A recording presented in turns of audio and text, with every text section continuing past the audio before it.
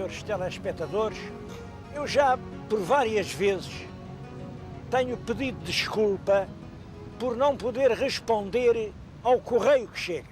É literalmente impossível. Bom, mas há cartas tão emocionantes que eu não posso deixar de falar delas. Esta que aqui tenho chega do outro lado do mundo, de uma cidade chamada Atamata, na Nova Zelândia. E diz-me o seguinte, é do senhor Valdemar da Silva. Ele tem um primo aqui em Cascais e o primo manda-lhe religiosamente as cassetes com todos os programas.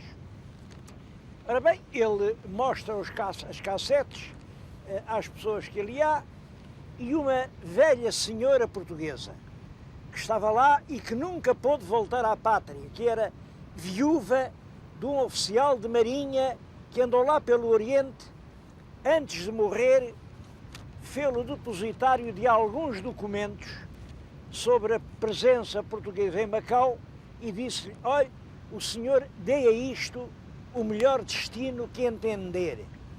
Bom, o senhor Valdemar da Silva entendeu que eu era um bom destino. Tenho aqui os documentos, que são realmente cheios de interesse, são a aviação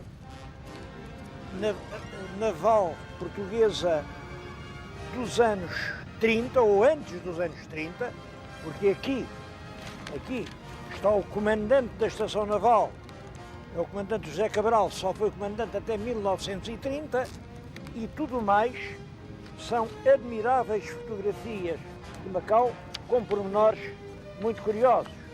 Está uma esquadrilha portuguesa a sobrevoar aquela cidade, aviões portugueses, e há aqui algumas que têm uma coisa muito interessante. É esta, por exemplo.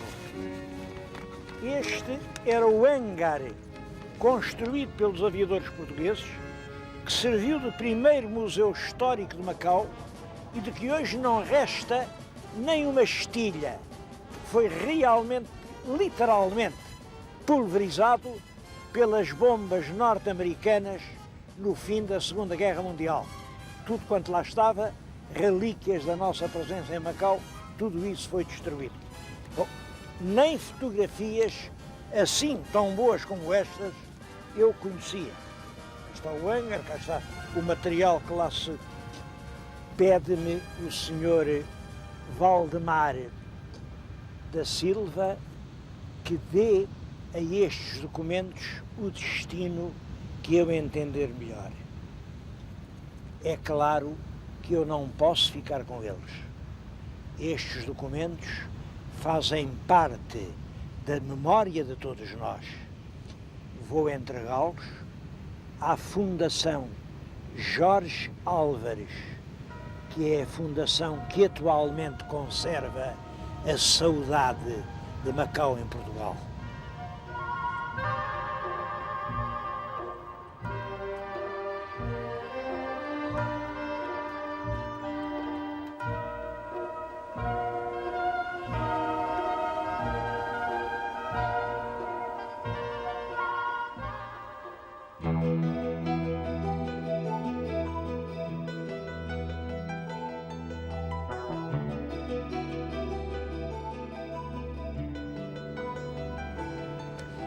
Venho fazer este programa ao concelho de Cantanhede. Cantanhede é uma região complicada, porque não é uma coisa simples. O concelho começa aqui, estou a falar aqui na praia, já viram, o areal atlântico, depois segue-se uma zona arienta, pobre, tudo é muito difícil, que é a Gândara, e depois da Gândara, já encostada à serra, uma região já melhor, que é a Bairrada. Portanto, praia, Gândara, Bairrada, são os 3 degraus de vida do concelho de Cantanhede. Aqui, esta praia, antigamente chamavam-lhe os palheiros da Tocha. Palheiros porque não havia propriamente casas de pedra e cal assentes no terreno. Os ventos sopravam as areias e, portanto, faziam as casas sobre pilares. Aqui diziam que eram habitações palafíticas. Isto é uma palavra bonita, porque as palafitas eram habitações sobre os lagos, que se usavam realmente em épocas pré-históricas. É claro que não são palafitas nenhumas, mas são habitações que realmente têm umas pedras e a casa estava por cima. Hoje isso pertence já ao passado, ao turismo. Estão a ver algumas casas que ainda se inspiram nesse tipo de construção, mas como vêem, hoje a praia aqui da Tocha já é uma região perfeitamente civilizada, onde, aliás, passar o verão é extremamente agradável.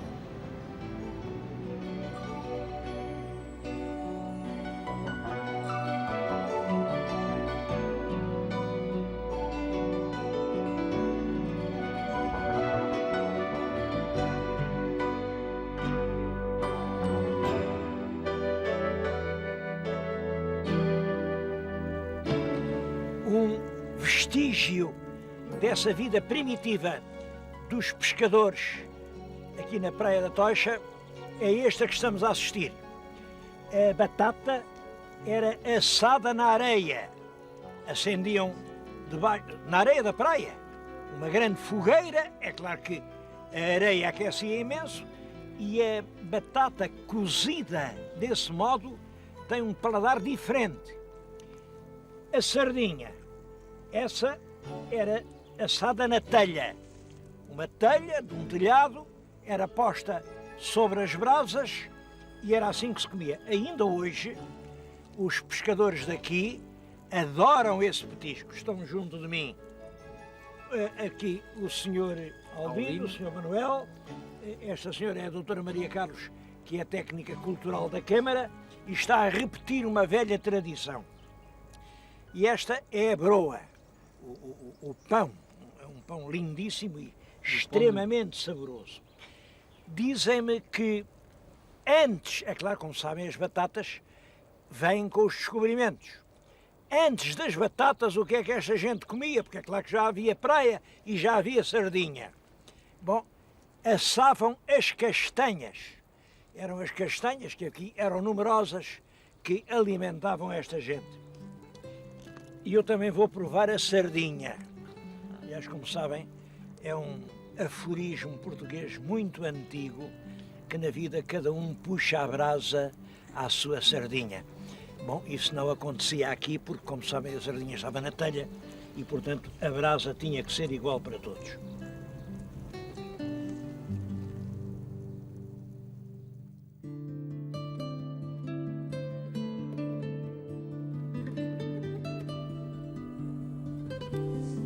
Cantanhede é uma terra muito antiga, mas uma cidade recente. É cidade desde 1991. Uma cidade de clima doce, de gente amável, uma cidade onde é realmente agradável viver. Quem chegar aqui, logo no centro da cidade, em frente da Câmara, encontra uma estátua equestre. É o terceiro conde de Cantanhede, que foi primeiro marquês de Marialva. Reparem na estátua, é uma estátua de um escultor atual, a estátua foi inaugurada o ano passado. E o escultor chama-se Celestino Alves André. Aliás, há aqui outras estátuas do mesmo autor. Os habitantes de Cantanhede têm muito orgulho por Pedro Teixeira ter nascido aqui, e têm razão. Pedro Teixeira era um homem de famílias fidalgas, mas, apesar disso, teve de emigrar. Cantanhede é uma terra de imigrantes, vai para o Brasil e, como era fidalgo, teve logo lugares de certo relevo na carreira das armas. E teve um papel extremamente importante na defesa do Brasil contra os holandeses, porque os holandeses queriam-nos apanhar o Brasil a pretexto de que eram inimigos dos espanhóis, É claro que tudo isto se passa durante o domínio filipino, contra os franceses, porque os franceses também nos queriam apanhar o Brasil, porque também eram contra os espanhóis, contra os ingleses, porque também os ingleses nos pretenderam roubar o Brasil, a pretexto que eram adversários dos reis de Espanha. E é curioso que este Pedro Teixeira, em todas as ações em que tomou parte, saiu sempre vencendo. Ele era realmente um capitão com sorte. Em todos esses combates foi ele o vencedor. Já no fim da vida, é encarregado de fazer uma grande viagem desde Belém do Pará até ao Peru, até Quito. Bom, isso representava percorrer todo o rio Amazonas. Fez isso com uma grande expedição, com 40 canoas, e conseguiu navegar rio acima até chegar a Quito e pôs marcas do domínio dos portugueses. É essa viagem que o Brasil deve hoje o facto de todo aquele imenso mundo do Amazonas ser brasileiro. Ele morreu em 1641, quando estava a pensar em vir a Portugal apresentar os seus serviços e as suas homenagens ao novo rei de Portugal, que era o rei Dom João IV, porque este Pedro Teixeira era pela restauração.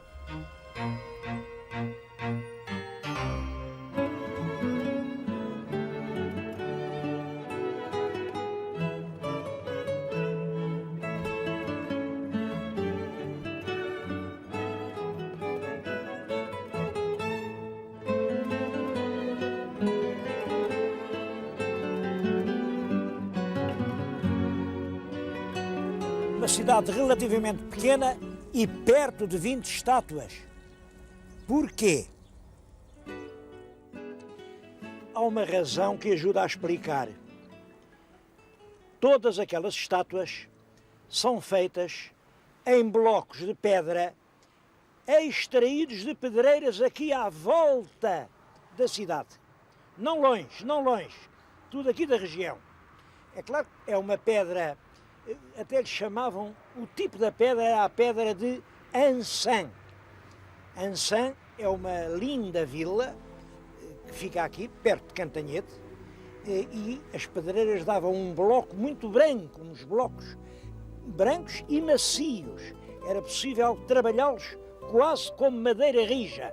Bom, penso que isso explica até certo ponto a abundância dos escultores na região.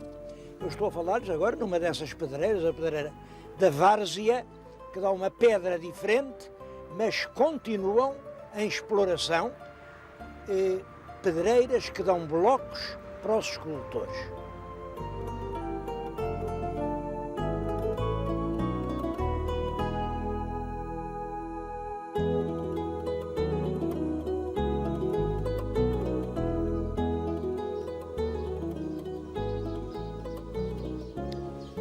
Ainda hoje aqui em Ançã há pedreiras que dão blocos magníficos em que os escultores trabalham.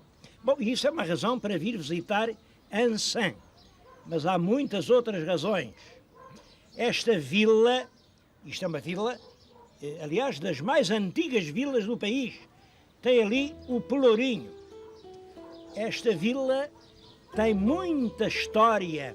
Eu tenho pena de não ter tempo, mas não queria deixar de lhes falar da história do Dom Álvaro Pires de Castro, Marquês de Cascais, o primeiro Marquês de Cascais. O Dom Álvaro Pires de Castro é um dos homens grandes da restauração de Portugal. Foi embaixador do Dom João IV, depois, como sabem, o Dom João IV segue-se o reinado daquele pobre do Dom Afonso VI, que era um atraso de vida, coitadito, era incapaz, completamente incapaz. Em todo caso, incapaz ou não, foi a ele que os fidalgos juraram lealdade quando Dom Afonso VI foi traído por toda a gente, foi prisioneiro, foi substituído pelo irmão. O Dom Álvaro Pires de Castro resolve não atraiçoar o seu julgamento. Dom Álvares Pires de Castro era homem de uma só palavra. E a palavra é uma coisa que se dá, mas não se tira. Saiu de Lisboa, veio para aqui, para esta terra, para Ançã, e viveu aqui os últimos anos do fim da vida. E viveu de uma forma como um humilde, vestindo pobremente, a distribuir pelos pobres da região, que eram muitos, toda a sua enorme fortuna.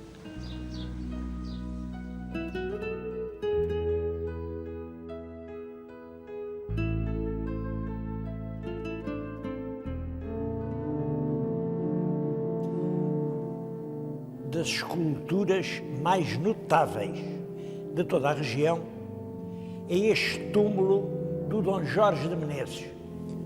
Está na nossa frente, é monumento nacional e é realmente uma obra-prima de escultura. Tem um pormenor, uma delicadeza extraordinária. Este Dom Jorge de Menezes era filho do primeiro conde de Cantanhede e não sei porquê ele não chegou a conde. O rei Dom Manuel não gostava dele. Não gostava dele, ele saiu daqui, esteve em Espanha, esteve em França e quando voltou, já tinha morrido Dom Manuel, mandou fazer aqui esta sepultura.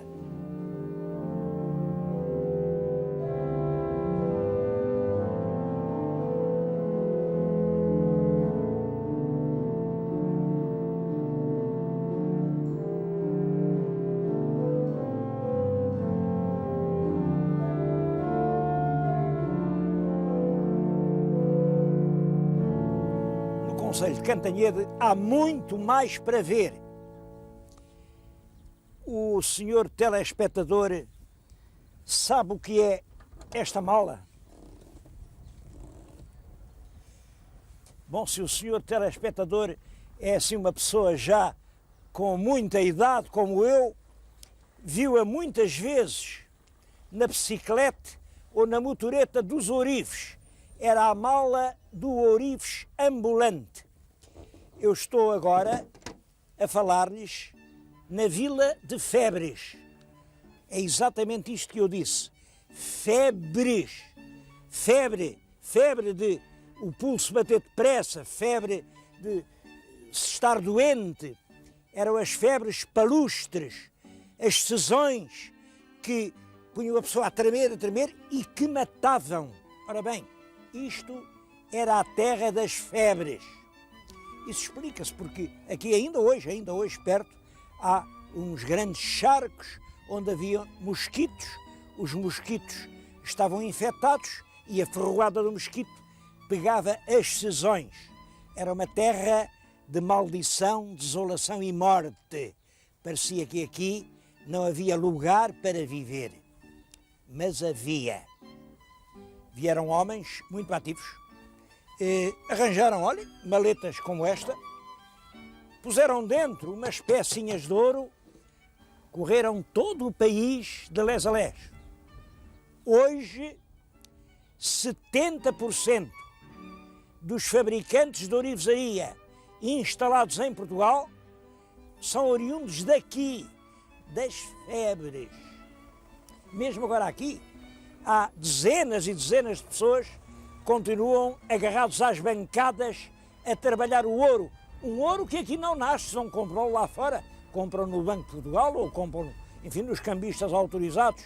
Aqui trabalham-no e vendem-no. Eu acho que a terra fez muito bem que consagrou esta estátua ao ourives ambulante. É uma figura que todos se recordam, todos os que forem da minha idade, de ter visto pelas nossas aldeias. Lá está ele, com a balança, a pesar o ouro, a fazer o seu negócio. Esta história da terra das febres, que vive de um ouro que não tem, é uma lição que me impressiona.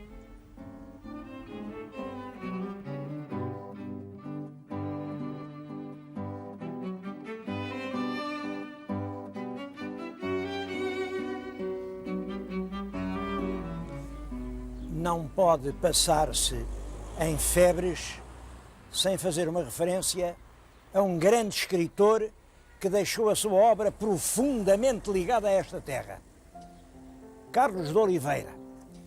O escritor Carlos de Oliveira nasceu em 1921, nasceu no Brasil, o pai era lá médico, mas veio com ele pequenino, com 2 anos, aqui para a aldeia. Estou a falar, já viram aqui num lugar, uma casa muito bonita. Foi aqui que durante longos anos o pai do Carlos de Oliveira exerceu a medicina. E agora vou-lhes ler uma página do próprio escritor. Meu pai era médico de aldeia, uma aldeia pobríssima, Nossa Senhora das Febres, lagoas pantanosas, desolação, calcário, areia. Cresci cercado pela grande pobreza dos camponeses, por uma mortalidade infantil enorme, uma imigração espantosa. Natural, portanto, que tudo isto me tenha tocado, melhor, tatuado, o lado social e o outro, porque há o outro também. Das minhas narrativas ou poemas publicados, nasceu desse ambiente quase lunar, habitado por homens. É realmente esta gândara que marca toda a obra de Carlos de Oliveira. Passar por aqui e não o recordar seria uma injustiça.